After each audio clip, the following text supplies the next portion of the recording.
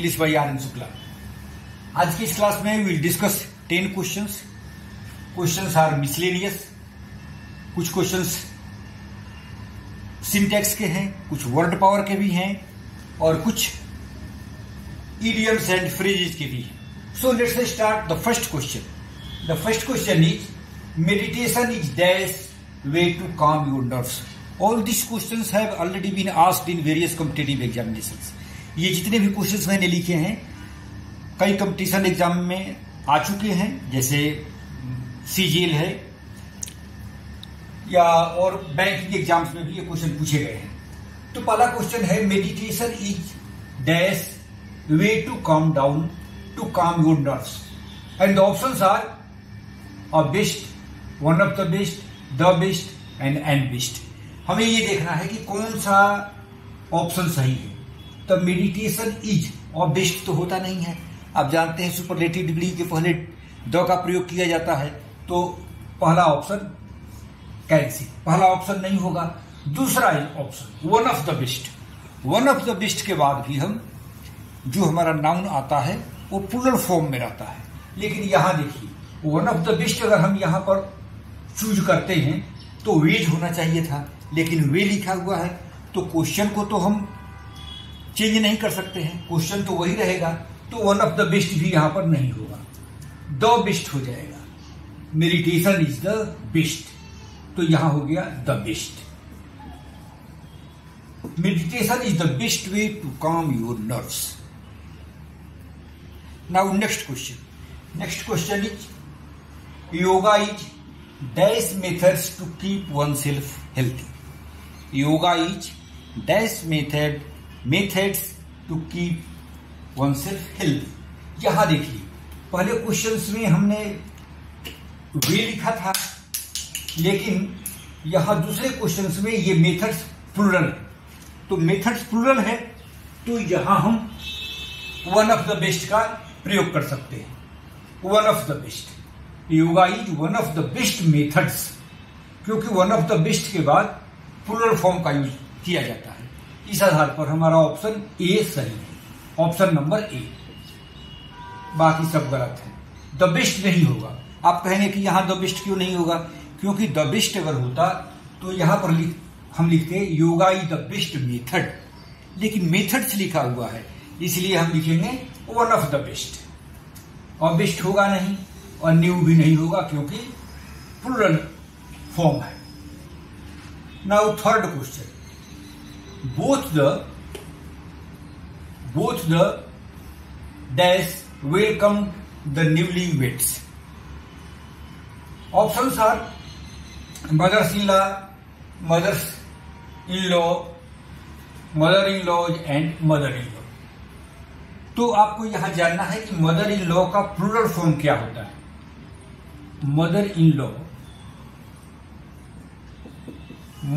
Law का जब हम प्लूरल बनाते हैं तो आप याद रखिए कि मेन वर्ड मदर है, तो मदर का ही प्लूरल करते हैं, लॉ का प्लूरल हम नहीं करते हैं.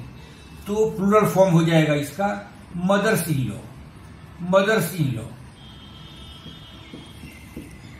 Mother's in law. ये याद रखना है कि मदर इन लॉ में मदर मेन वर्ड है, तो प्लूरल अगर बनाना है तो जनरली लास्ट वाले वर्ड को किया जाता है, लेकिन मेन वर्ड को आपको याद रखना है, मेन वर्ड का प्लूरल करना है. तो क्या हो जाएगा मदर्स इन लॉ. और मदर्स इन लॉ कहां है? Option number B. Option number B mothers in law. बाकी सब गलत है. मदर इन लॉ गलत है, दोनों में एस नहीं लगा सकते, ये भी गलत है. और मदर इन लॉ भी गलत है. बोथ द है तो प्लूरल लिखना ही है, सिंगुलर लिख नहीं सकते. Both the mother in law welcome the newlyweds. Now fourth question. He went dash sea alone. ये प्रीपोजिशनल क्वेश्चन है, प्रीपोजिशन फिल करना है आपको. यहां he went dash sea alone, वह समुद्र में अकेले गया. अब देखिए ऑप्शंस क्या है. ऑप्शंस है इन, तो इन होगा या टू होगा. हम ये लिख सकते हैं इन भी हो सकता है, टू भी हो सकता है. जब ये लिखा है कि he went to sea alone, तो सी में अकेले जाना कोई बहुत बहादुरी की बात नहीं है. अगर सी के हम सूर पे जाते हैं, सी समुद्र के किनारे जाते हैं तो हम टू लिखते हैं. लेकिन यहां लिखा है कि he went to sea alone, मतलब कोई बहादुरी वाला काम है, यानी समुद्र के अंदर गया। तो यहां हमको लिखना है he went in C alone, इन होगा। अच्छा, इनटू भी नहीं होगा, इनटू भी हो सकता है, लेकिन समुद्र के गहराई के अंदर तो कोई जाता नहीं है, समुद्र में इंटर करता है, तो उसके लिए हम इन लिखते हैं। इनटू नहीं होगा, टू भी नहीं होगा। वैसे ये एम्बिगस केस है। Now 5th question, he is not dash to be a good teacher. And idiom से ये ईडीएम के लिए ऑप्शंस है cut out, cut in, cut up and cut for.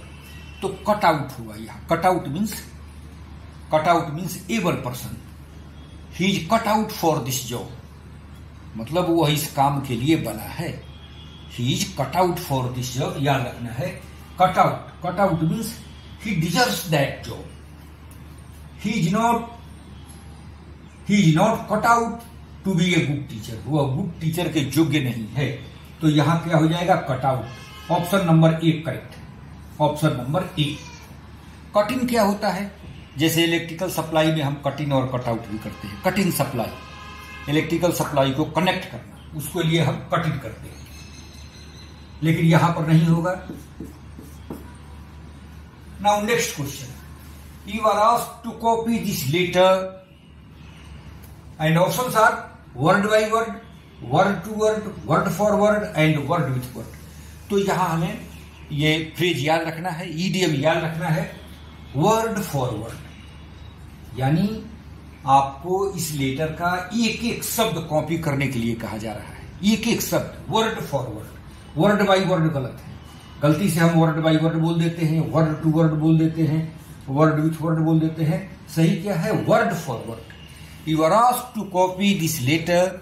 इस लेटर के हर एक शब्द को कॉपी करने के लिए आपको कहा गया है। You are asked to copy this letter word for word, एक एक शब्द को।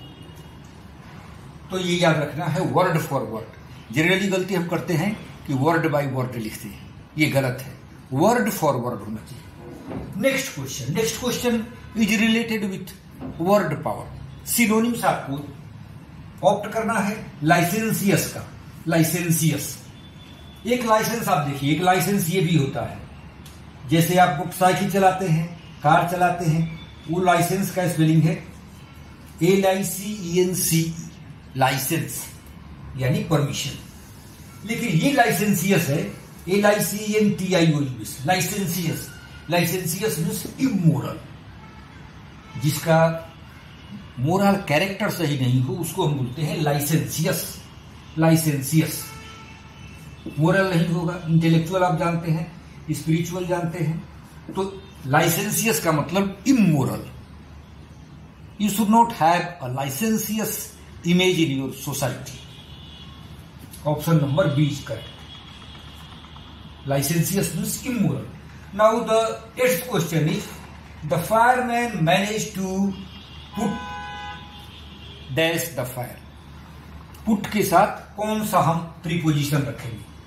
फायरमैन ने आपको क्या बुझाने का कोशिश किया, तो पुट के साथ हम अलग अलग प्रीपोजिशन रखते हैं और उसके मीनिंग अलग अलग होते हैं। जैसे पुट ऑन आप जानते हैं, पुट ऑन मीन्स कपड़े पहनना। पुट ऑफ मीन्स होता है आग बुझाना। पुट ऑफ मीन्स यहां पर होगा पुट ऑफ मीन्स होता है आज का काम कल के लिए करना, उसको हम बोलते हैं पुट ऑफ। यहां होगा पुट आउट आग बुझाने के लिए put out, extinguish. Put out means extinguish. Put up means to postpone. Put down means to write. Now next question is, mister and missus Joshi go for a dash walk before dinner. Dinner के पहले mister and missus Joshi कौन से walk के लिए जाते हैं? Brisk means होता है फास्ट वॉक। तो जनरली डिनर के पहले हम फास्ट वॉक के लिए ही जाते हैं, डिनर के बाद स्लो वॉक के लिए जाते हैं। इसलिए हमारा आंसर हुआ option number A, brisk. Brisk brisk means fast. आप ये शब्द याद रखें, फास्ट जनरली लोग यूज करते हैं, लेकिन ब्रिस्क एक एप्रोप्रिएट वर्ड है। We go for brisk walk, brisk walk before dinner. Now the last question is, doctors are known for their illegible writing. Doctors की राइटिंग को जनरली बहुत कम लोग पढ़ पाते हैं, केवल मेडिकल दुकान वाले जो दवा बेचते हैं, मेडिसिन जो सेल करते हैं, वही पढ़ पाते हैं। तो doctors are known for their illegible, जिस राइटिंग को पढ़ा नहीं जा सके उसको हम कहते हैं इल्लेजिबल। The handwriting that cannot be read is called illegible. Illegible. और इसका मतलब क्या होता है? इलिजिबल का मतलब डिजर्विंग, डिजर्विंग। और इनएलिजिबल इसका ऑपोजिट है। और इनकॉरिजिबल क्या होता है? Incorrigible a person who can not be amended, और anything that can not be amended is known as incorrigible. तो यहां हमारा हो गया इल्लेजिबल, ILLEGIBLE। तो friends, we have discussed 10 questions. Please practice, it will be very beneficial for you for next exams. See you in next video. Thank you very much.